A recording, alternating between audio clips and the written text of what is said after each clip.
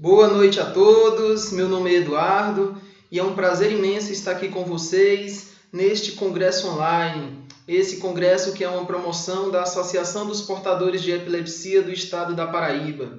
Agradeço inicialmente ao meu amigo, irmão João Hércules por esse convite. E nessa noite de hoje nós vamos abrir esse evento falando de um tema importantíssimo, que é o traumatismo crânioencefálico.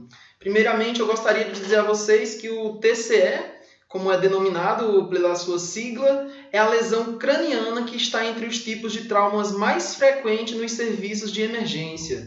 E o que a gente observa nos serviços de saúde é que muitos doentes de lesões cerebrais graves morrem antes de chegar no hospital. É por isso que é de extrema importância que se tenha um serviço de urgência e emergência pré-hospitalar bem capacitado para que possa reconhecer essas lesões cerebrais e ter a sua primeira conduta feita de forma correta e levar o mais rapidamente para o serviço hospitalar.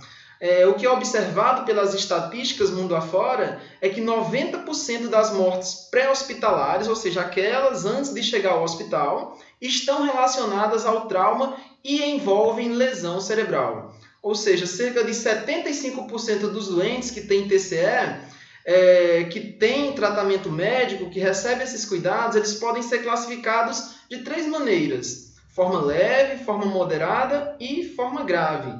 E o que se observa é que 75% desses pacientes têm um trauma leve, o que tem um prognóstico bem melhor em relação ao segmento desse paciente. 15% apresenta trauma moderado e 10% apresenta o que a gente chama de trauma grave, que eu vou mostrar mais à frente para vocês. Estima-se que nos Estados Unidos tenha 1.700.000 casos de TCE por ano.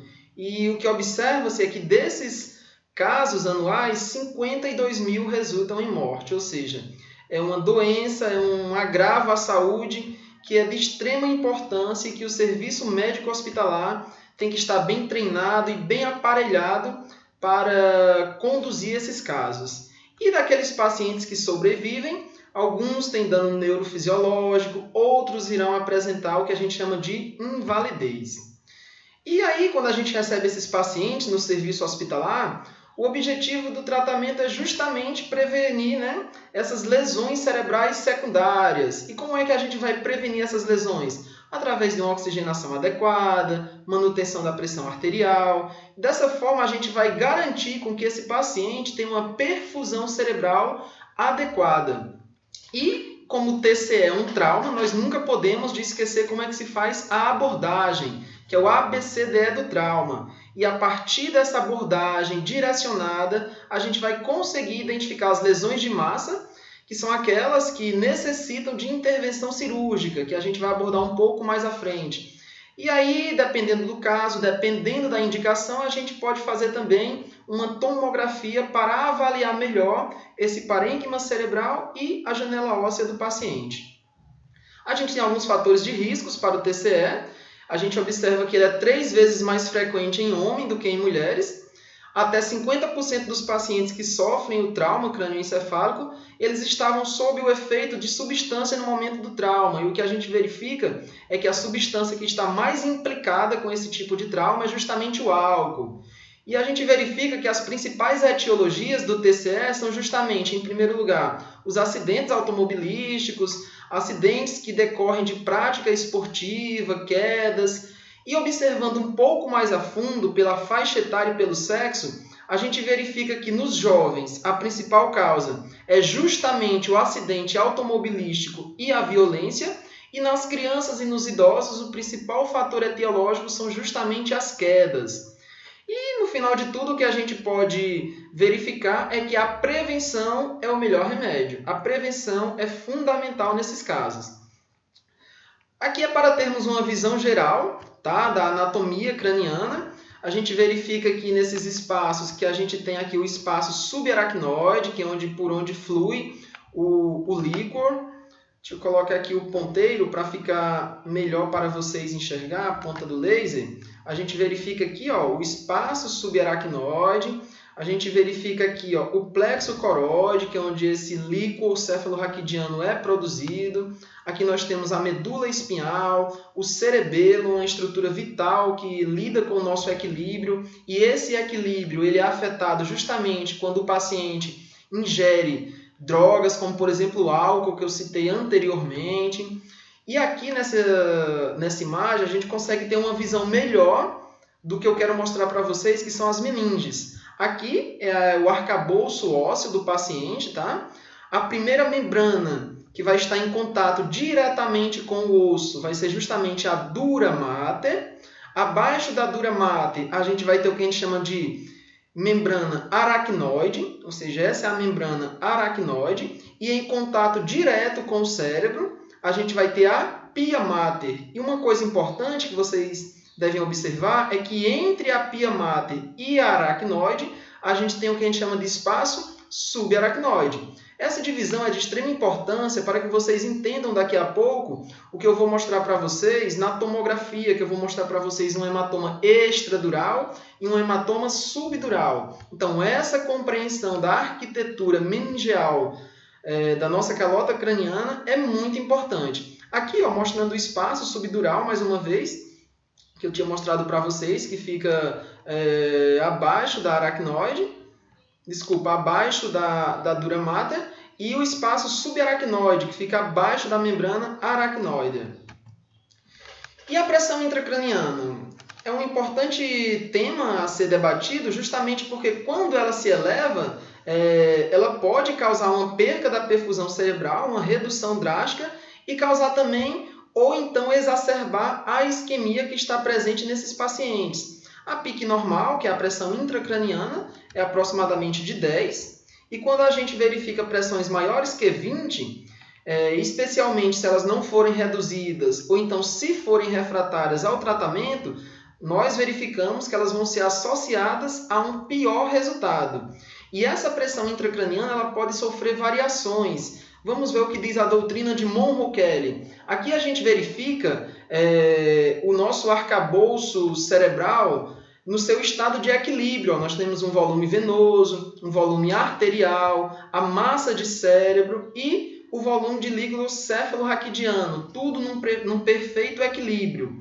E a gente verifica que a quantidade total, tanto de massa cerebral como de líquido, seja volume sanguíneo, arterial, venoso, líquido-cefalorraquidiano, ele tem que ser constante.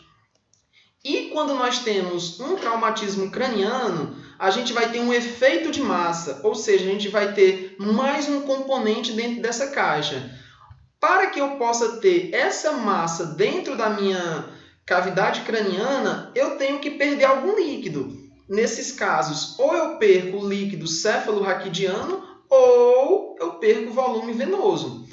Para que tem essa perca desses volumes? Justamente para tentar compensar o estado de hipertensão intracraniana. Aqui a gente verifica que o paciente conseguiu compensar. No entanto, tem um momento que a pressão intracraniana se eleva tanto que não temos mais como compensar essa hipertensão. E nesses casos a gente tem um estado descompensado. Essa é a fisiopatologia da hipertensão intracraniana, proposta por Monro-Kelly, que é o que a gente chama de doutrina de Monro-Kelly. Esse gráfico serve muito bem para mostrar para a gente que o nosso cérebro vai tentando compensar, vai perdendo volume venoso, vai perdendo líquor, mas chega um momento que não tem mais como fazer essa compensação. E é aí onde nós podemos ter um quadro muito grave, que é o quadro de herniação, ou seja, a saída de estruturas cerebrais. Aqui a gente verifica, esse número 1 é o uncus. Uma das principais e mais graves herniações que nós temos é a herniação uncal. E uma coisa muito importante no que concerne ao exame físico do paciente é que a dilatação da pupila ipsilateral ao local do trauma, associada à hemiplegia contralateral, é a síndrome clássica da herniação do uncus. Então, quando você pegar um paciente que ele tem uma dilatação da pupila do mesmo lado da lesão e ele apresente uma hemiplegia contralateral, é um sinal clássico da síndrome de herniação do uncus. E a gente tem que ficar muito atento que é um quadro extremamente grave. E o nosso exame físico ele deve ser direcionado. Um dos principais pontos que nós temos no exame físico do paciente que apresenta traumatismo crânioencefálico é justamente a avaliação de gravidade através da escala de coma de Glasgow, que ela foi atualizada agora recentemente em 2018. Então, na escala de coma de Glasgow, nós temos basicamente 3 parâmetros a serem observados, que são justamente a abertura ocular, a resposta verbal e a resposta motora. A abertura ocular, se o paciente abrir o olho espontaneamente, ele ganha uma pontuação de 4. Se ele abrir o olho ao comando verbal, ele ganha 3 pontos. Se ele, sob pressão de abertura dos olhos, conseguir abrir, ele vai ganhar 2 pontos. E se ele não abrir os olhos de forma nenhuma, ele ganha apenas 1 ponto. Já a resposta verbal, se o paciente estiver orientado e conversando, ele ganha 5 pontos. Se ele estiver desorientado, ele vai ganhar 4 pontos. Se ele estiver emitindo palavras, 3 pontos. Se forem sons inapropriados, incompreensíveis, vai emitir 2 pontos. Se não tiver nenhuma resposta verbal, vai emitir 1 ponto. Já a resposta motora, ela vai depender se o paciente responde ao comando, ele vai ganhar 6 pontos. Se ele vai responder localizando a dor, vai ganhar 5 pontos. Se ele tem o que a gente chama de flexão normal, ele vai ganhar 4 pontos. Se a flexão dele é anormal, ele vai ganhar 3 pontos. Se é uma extensão anormal, ele vai ganhar 2 pontos. E se ele não tem nenhuma resposta motora, ele vai ganhar 1 ponto.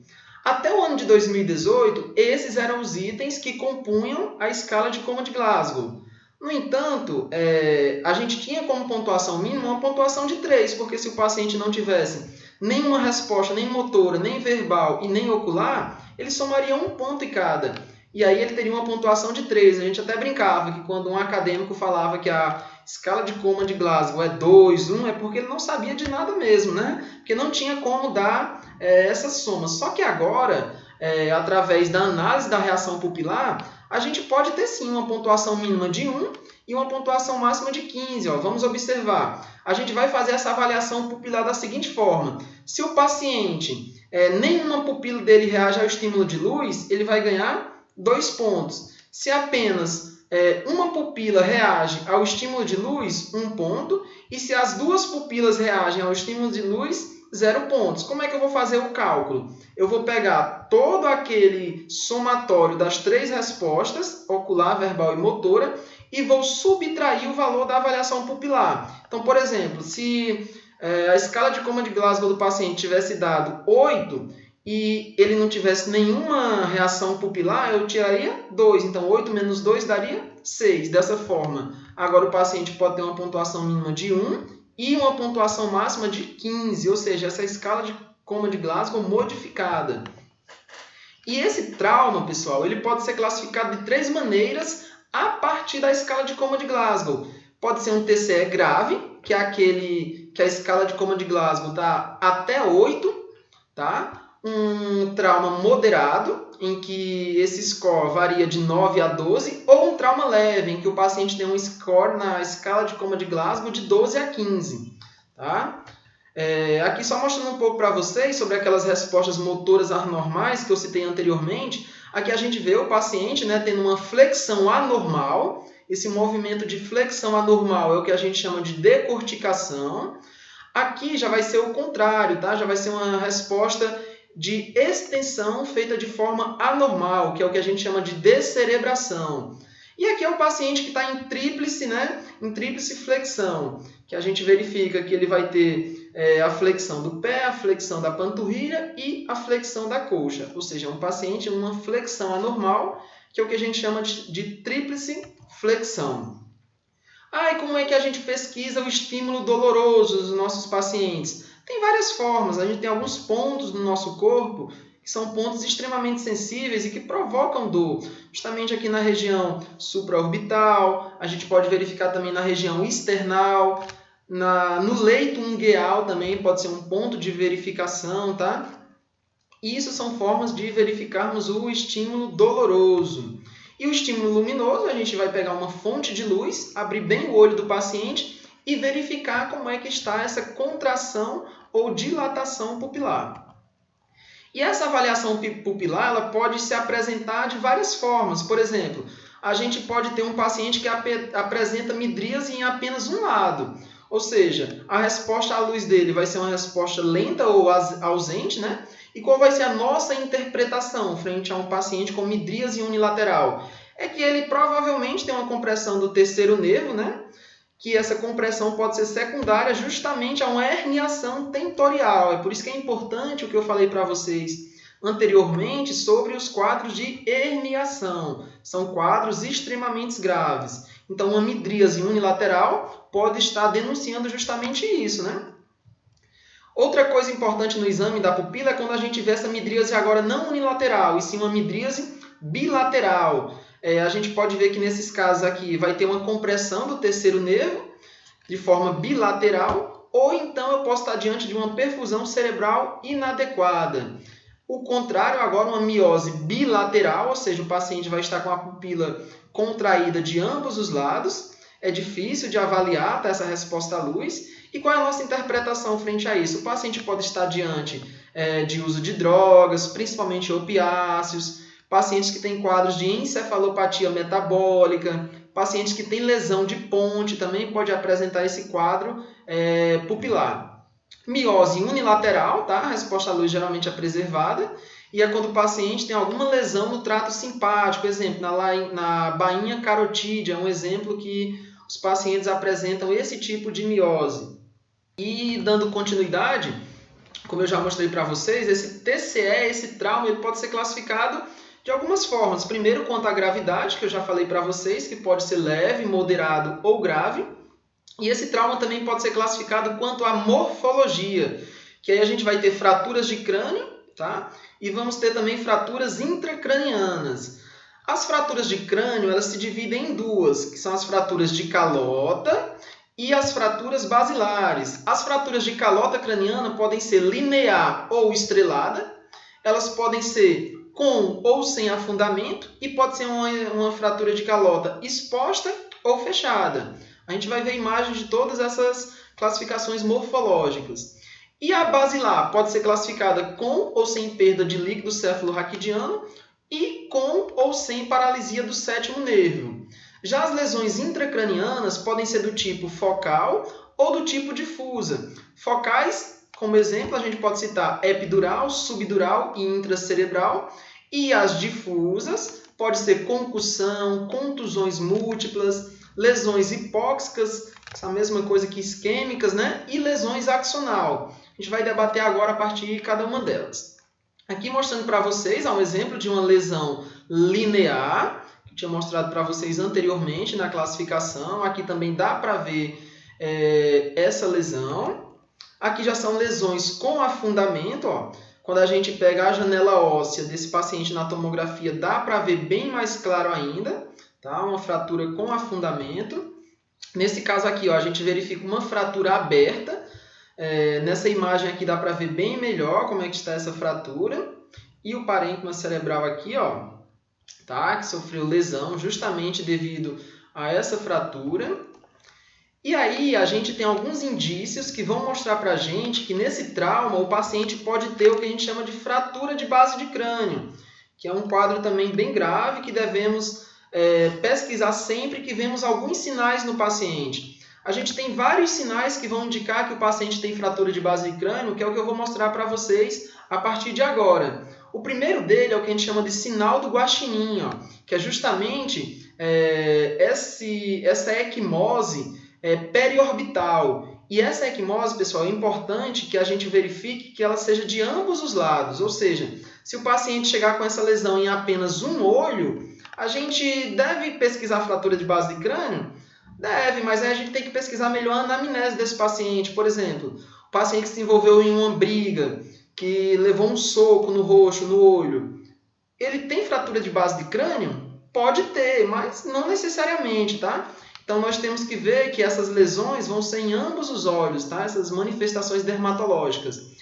E a gente chama de sinal do guaxinim justamente porque esse animal, ó, tem essa coloração mais escurecida na região periocular. E aí a gente verifica que a clínica de um paciente que tem fratura de base de crânio pode se dar de várias maneiras, como por rinorreia, tá? Que vai ser a saída de secreções pelo nariz, que pode ser sangue, pode ser outros líquidos, otorreia, que é pelo ouvido. Se fizermos um exame otológico mais avançado, nós podemos ver a presença de hemotímpano, o sinal do guaxinim, que é esse que eu mostrei para vocês, e o sinal de Beitel, que é justamente uma equimose retroauricular, ou seja, na região posterior da orelha. Eu vou já mostrar para vocês. E nesses pacientes que a gente suspeita ou que tem a confirmação da fratura de base de crânio, pelo amor de Deus, a conduta nunca intubem um paciente desses por via nasotraqueal, porque aí a gente pode ter acesso ao sistema nervoso desse paciente, né? Então, a indicação, sempre que esse paciente precisar de intubação, é justamente fazer a intubação orotraqueal. Claro, a intubação nasotraqueal é uma intubação mais fácil, no entanto, sempre que eu tiver dúvida se esse paciente tem ou não fratura de base de crânio, sempre fazer a intubação, caso haja necessidade, de forma orotraqueal, tá? Aqui é só para mostrar para vocês na tomografia, tá? Fratura da base do crânio. Aqui a gente vê na janela óssea, ó, esses pontos de fraturas aqui. E uma coisa importante que pode ter nessas fraturas de base de crânio é justamente a entrada de ar, tá? No nosso parênquima cerebral, que é o que a gente vai chamar de pneumoencéfalo. Esses pontinhos pretos aqui são todos a presença de ar. Então, a presença de ar no parênquima cerebral a gente chama de pneumoencéfalo. E a gente verifica também que alguns pacientes que têm essas fraturas de base de crânio vão ter essas manifestações que eu mostrei para vocês, né? Rinorreia, otorreia. E isto vai ser justamente devido às fístulas licóricas que esse paciente vai apresentar tanto com o nariz como com o ouvido e vai fazer com que haja esse sangramento por esses orifícios, através do que a gente chama de fístula licórica. Aqui mostrando mais uma vez para vocês o sinal do guaxinim. E aqui é o sinal de Beitel, né, que eu mostrei para vocês, essa equimose retroauricular, que é importante ser pesquisada também nesse paciente. Aqui, ó, exemplos de casos que resultaram em fístulas licóricas, tá? Nesse caso aqui a gente verifica a saída de secreção sanguínea pelo ouvido e aqui pelo nariz. Ou seja, sempre que eu tiver essas manifestações em um paciente vítima de trauma, eu tenho sempre que pensar em fratura de base de crânio. E as fraturas de base de crânio, elas também podem dar alguns sinais no exame físico do paciente, que é o que a gente chama de paralisia facial periférica, né? Que existe em alguns casos de fratura transversal temporal. E o que a gente observa nesses pacientes é justamente a disfunção do 7º e 8º nervos cranianos, né? Então, nesse caso, a gente vai ter uma paralisia facial, em alguns casos até perda da audição, certo?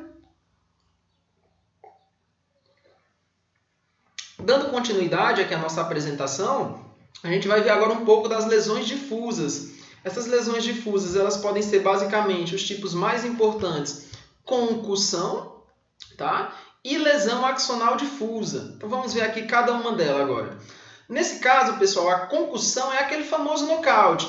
É aquele boxeador que estava lutando, levou um soco na cara e apagou, tá? É um exemplo que está muito em alta agora, são os jogadores de futebol americano, tá? Que eles têm muito contato com a cabeça e acaba tendo esse fenômeno de concussão. Então a gente verifica que a concussão é uma perda súbita da consciência, tá? O paciente apaga após o trauma. E essa perda súbita da consciência ela pode durar até 6 horas. Tá? Mas, no geral, quando é um quadro de concussão, o paciente em 3, no máximo 5 minutos, ele já acordou. E ele acorda todo desorientado, às vezes não sabe onde está. Isso é o quadro de concussão. Tem um quadro de confusão mental, amnésia temporária, o paciente pode ter cefaleia, náuseas, vômitos. E a nossa conduta com esse paciente vai ser simplesmente a observação, tá? Já quando eu tenho um quadro de lesão axonal difusa, o mecanismo vai ser um pouco diferente. Nesses casos, é uma lesão que a gente chama por lesão por cisalhamento. É aqueles pacientes que, por exemplo, em um acidente automobilístico, eles chacoalham literalmente a cabeça. Ou seja, isso faz com que o neurônio ele possa se romper, ou seja, uma lesão por cisalhamento. Já é um quadro mais grave do que a concussão. No entanto, o paciente também vai ter uma perda súbita da consciência. No entanto, essa perda súbita vai durar por mais de 6 horas. Até 6 horas nós vamos chamar de concussão. Mais de 6 horas, lesão axonal difusa. E uma coisa que merece atenção é que o paciente geralmente vai ter o Glasgow baixo, mas a tomografia vai ser inocente, ou seja, eu não vou conseguir verificar nenhuma lesão na tomografia. Esses pacientes, na maioria dos casos, vão ter uma tomografia inocente. Aqui mostrando para vocês o exemplo de concussão, que é muito comum lá nos Estados Unidos, jogadores de futebol americano. E aqui na lesão axonal difusa, que durante o movimento as fibras nervosas do tecido cerebral elas vão ser danificadas e pode acarretar sérios problemas à saúde do paciente. E aí, pessoal, a gente verifica que essas lesões difusas elas vão se originar de um trauma, como eu já falei para vocês. Esse trauma ele vai fazer com que haja uma vasodilatação capilar cerebral. Essa vasodilatação vai promover um aumento do volume intracraniano. Como eu falei para vocês anteriormente, através do mecanismo de Monro-Kelly, esse aumento de volume intracraniano vai favorecer um aumento da pressão intracraniana. Com esse aumento da pressão intracraniana, eu vou ter uma diminuição da pressão de perfusão cerebral desse paciente. E isso vai propiciar o quê? Um rebaixamento do nível de consciência e uma retenção de CO2. E essa retenção de CO2 pode proporcionar para o paciente justamente um trauma secundário. Por isso que é muito importante que a equipe médica, a equipe de saúde esteja muito atenta com esses pacientes. E aqui é só para mostrar para vocês um pouco da hemorragia subaracnoide, tá? A gente verifica aqui, esses pontos mais esbranquiçados são pontos de hemorragia subaracnoide, tá? Abaixo da membrana aracnoide da meninge, que eu mostrei para vocês anteriormente. E aqui um exemplo agora de lesão focal. Vimos as lesões difusas, agora vamos ver as lesões focais. O primeiro tipo de lesão focal que eu quero mostrar para vocês é justamente a contusão, tá? Que é uma lesão direta do cérebro no local do impacto, ou seja, a lesão vai ser justamente naquele local onde o paciente foi traumatizado. E essas contusões elas podem ser únicas ou múltiplas e elas podem ser também pequenas ou grandes. E o quadro clínico desse paciente ele vai depender do tipo de lesão associado aos déficits neurológicos, tá? A gente vai fazer o exame físico completo para poder chegar a um consenso sobre a clínica desse paciente. E aí a primeira lesão focal do tipo contusão que eu quero mostrar para vocês é justamente o hematoma intraparenquimatoso, ou seja, o hematoma dentro do parênquima cerebral. Aqui a gente pode ver essa lesão aqui na tomografia, uma lesão mais hiperdensa, tá? A gente vai ver esse hematoma intraparenquimatoso, nesse outro exemplo aqui da mesma forma. Nesse outro corte aqui a gente também consegue ver essa lesão intraparenquimatosa, uma lesão mais hiperdensa, tá? No parênquima cerebral, mostrando aqui para vocês em uma figura como é que acontece esse hematoma. Vocês verificam que a linha média ela vai ser justamente desviada, nesse caso aqui da direita para a esquerda, tá? Justamente por esse hematoma que está sendo originado dentro do parênquima cerebral. E aqui, mais uma vez, mostrando para vocês outro exemplo de hematoma intraparenquimatoso. Dessa vez aqui a gente tem nos dois hemisférios, tanto no hemisfério direito como no hemisfério esquerdo. Aqui, pessoal, é um muito famoso que vocês têm que conhecer isso aqui. Não podem pegar uma tomografia, ver esse sinal aqui e não saber o que é, tá?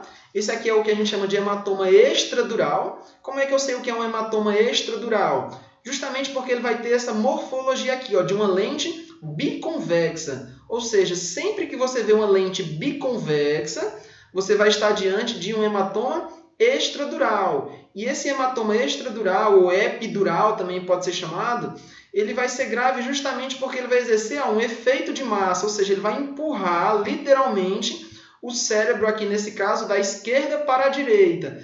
E nesse caso aqui a gente vai ter desvio de linha média, desvio de ventrículos, tá? Isso é o que a gente chama de hematoma extradural ou hematoma epidural. Aqui novamente, lente biconvexa, tá? Esse hematoma epidural ele é comum também em lesões de contragolpe. Alguns pacientes chegam com esse quadro no hospital. E aqui, pessoal, é o hematoma subdural. Ou seja, o hematoma subdural ele vai ser diferente do hematoma epidural. Eu falei para vocês que o epidural vai ter a forma de uma lente biconvexa. Nesse caso aqui, o hematoma subdural ele vai ter a forma de uma lua crescente. Vocês estão vendo aqui que o sangue está apenas deslizando, ó, sobre o rebordo do parênquima cerebral. Ou seja, nesse caso aqui, ó, a gente vai ter o sinal que a gente chama de sinal de uma lua crescente, tá? Nesse caso aqui, estamos diante de um hematoma subdural. Ele vai acompanhando o delineamento do cérebro, tá? É o que a gente chama de hematoma subdural. Então, vamos lá, para fechar esse raciocínio, hematoma epidural ou extradural vai ter um formato de uma lente biconvexa e o hematoma subdural vai ter o formato de uma lua crescente. E aqui tem alguns sangramentos que eles vão precisar de algumas intervenções, né? Quando não são reabsorvidos, quando estão presentes cronicamente no paciente, então a gente pode lançar mão dessa drenagem desse hematoma, tá? Uma drenagem cirúrgica. E aqui só para nós treinarmos um pouco. Que lesão seria essa daqui nessa primeira tomografia? O que vocês acham? Podem falar nos comentários. Ó, nesse caso aqui, nós vamos estar diante de um hematoma de que tipo? Um hematoma epidural. Tá? Você está vendo aqui a forma de uma lente biconvexa. Já quando a gente verifica essa outra tomografia, a gente vê que é o quê? O formato de uma lua crescente, ou seja, isso aqui vai ser um hematoma subdural. Perfeito. E esse C aqui, pessoal, o que é que vocês acham? Nesse caso aqui, ó, nesse C, a gente verifica que o hematoma nem é epidural nem extradural, já onde? Dentro do parênquima cerebral, ou seja, aqui já vai ser um hematoma intraparenquimatoso, e aqui é bilateral, tá? São contusões bilaterais nesse paciente. Nesse outro aqui, ó, a gente verifica que também vai ser um hematoma intraparenquimatoso e a gente verifica que tem presença de líquido até dentro dos ventrículos cerebrais, tá? Que é o que a gente chama de hemoventrículo. E outro tipo muito importante de trauma no TCE é justamente a laceração. E eu vou falar um pouco sobre ela agora com vocês. A laceração, pessoal, vai ser justamente essa perca, tá, da continuidade do tecido cerebral. E vai estar associado com a contusão e com a fratura de crânio. Ferimentos penetrantes são exemplos de casos que geram laceração e ferimentos por arma de fogo. Sempre nesses casos a gente vai ter que abrir mão do tratamento cirúrgico para esses pacientes. Aqui é um exemplo de lesões por arma de fogo, tá? Onde a gente verifica o projétil no parênquima cerebral. Aqui é um exemplo de ferimento por arma branca, bem nítido, não tem nem como você não notar nessa lesão aqui, esse artefato na caixa craniana, perfurando todo o parênquima. Uma lesão bem profunda mesmo que esse paciente sofreu. No atendimento de urgência, a gente sempre tem que ter uma atenção especial aos sangramentos do couro cabeludo, tá? Geralmente esses pacientes sangram muito, então nossa abordagem deve ser uma abordagem rápida, porque esse sangramento excessivo pode levar o paciente a um quadro de choque, tá? Temos que ficar atento a isso, principalmente quando o paciente perde grande volume, quando tem uma queda da pressão arterial, quando tem um aumento da frequência respiratória. Tudo isso deve chamar a nossa atenção para um choque, nesse caso aqui um choque hipovolêmico, né? E aí, quando é que eu peço tomografia para esses pacientes? Eu vou pedir para todo mundo? Não, geralmente no trauma leve, o paciente tem um Glasgow de 13 a 15, geralmente a gente não pede. Quais são as indicações de tomografia? Para aqueles pacientes que têm score menor que 15, tá? Até 2 horas após o trauma, ou seja, se o paciente há 2 horas após o trauma permanece com a escala de coma de Glasgow menor que 15, eu peço TC para ele. Se ele tem suspeita de fratura exposta com afundamento, eu também vou solicitar. Se ele tiver qualquer sintoma de fratura de base de crânio, que foram aqueles que eu já mostrei para vocês, eu também solicito a tomografia. Se o paciente tem mais de 2 episódios de vômitos, se ele tem uma idade superior a 65 anos, que eu tenho que estar atento nesses extremos de idade, sempre nesses casos eu vou solicitar a tomografia. E aqui, ó, pessoal, quando a gente tem um trauma moderado, que é aquele trauma de 9 a 12, o exame inicial vai ser o mesmo, tá? Para o trauma leve. A TC de crânio é realizada em todos os casos de trauma moderado. Eu vou admitir o paciente no hospital, tá? Que dispõe de um tratamento neurocirúrgico definitivo. Depois da internação, eu vou fazer a avaliação neurológica frequente desse paciente. Eu sempre tenho que estar reavaliando, tenho que fazer o segmento com tomografia, se as condições piorarem. e também preferivelmente antes da alta. Se o doente melhorar, dou alta, tá? Quando adequado, e seguir fazer um segmento ambulatorial, deixar esse paciente assistido, não posso largá-lo. Se o paciente piorar, o que é o que acontece em 10% dos casos, se o doente não obedece ordem simples, vou ter que repetir a TC e tratar de acordo com o protocolo de trauma grave. Já o protocolo de trauma grave, que é esse que eu falei aqui para vocês, ele vai de 3 a 8 na escala de coma de Glasgow, e eu vou seguir toda aquela rotina do ABCDE, fazer uma avaliação primária, reanimar esse paciente com fluidos, tá? Colher a história, saber tudo o que aconteceu com ele, fazer a avaliação neurológica, o Glasgow, o exame pupilar, o exame neurológico focal, que eu já mostrei para vocês, e solicitar a tomografia para todo mundo que tem trauma grave, né? Então, o exame neurológico direcionado ele vai consistir justamente nisso. Escala de coma de Glasgow, avaliação pupilar e avaliação do déficit neurológico localizado.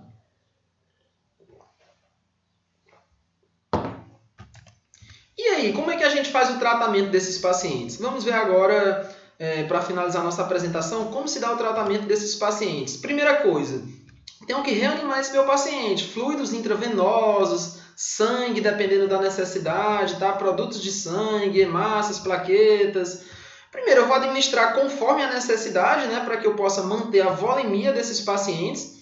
Como eu já falei anteriormente para vocês, a hipovolemia é prejudicial pelo alto risco de choque, né? Não devo usar líquidos hipotônicos, evitar soluções que contêm glicose pelo risco de hiperglicemia. O ideal é que nós utilizemos soluções isotônicas, nesse caso a gente pode utilizar o soro fisiológico ou então o soro Ringer lactato, tá? E eu sempre tenho que estar monitorando os níveis de sódio. Por quê? Porque a hiponatremia é um grande fator de risco para que o paciente tenha edema cerebral. Hiperventilação. Aqui é um conteúdo já um pouco mais contraditório, mas vamos falar um pouco sobre ele. Primeiro, a gente deve preferir para esse nosso paciente sempre a normocapnia, que a concentração de CO2 no paciente, o normal, essa normocapnia é de 35 a 45. O que a gente verifica? Pacientes que têm hiperventilação, eles vão reduzir a pressão de CO2 e vai ter uma vasoconstricção cerebral. Nesses casos, a gente vai ter que utilizar a hiperventilação em casos que o paciente tem aquele déficit neurológico agudo. Mas isso não é medida definitiva, tá? Enquanto aguardamos outras medidas, tá?